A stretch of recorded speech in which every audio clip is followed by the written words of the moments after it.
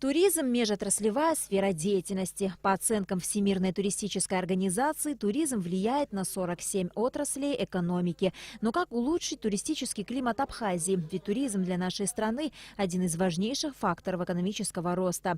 Участники круглого стола с сожалением отмечали некий спад заинтересованности туристов в отдыхе в Абхазии. Здесь, помимо чистого моря и гор, практически полностью отсутствуют места проведения досуга, особенно для детей и молодежи. В ходе встречи также затрагивались вопросы безопасности туристов и нарушения в различных сферах, в том числе и в сфере горного туризма. Лицензирование деятельности маршрутов горного туризма. Мы все время говорим, что у нас горы единственное, что чистые горы, привлекательные ландшафты горные и так далее. Все это привлекательно, хорошо, но посмотрите интернет-сообщения, что там пишется вообще. Люди не говорят о том, что там они наслаждаются горными ландшафтами, а говорят, что мы прошлись по такой-то трассе, постреляли из всех видов нарезного оружия, и не только нарезного оружия, устроили сафари и так далее.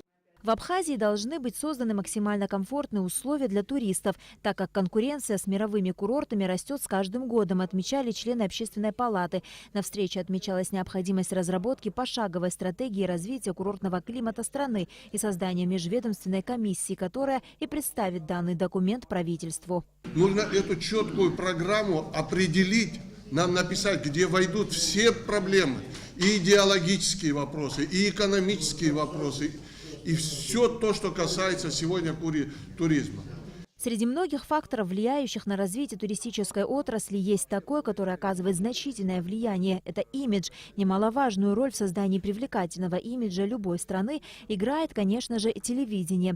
Генеральный директор АГТРК Роланд Бганба отметил, что в данном направлении уже идет определенная работа. Помимо телевидения есть еще и интернет-ресурс, где можно имиджевые ролики, естественно, снимать, соответственно, выкладывать.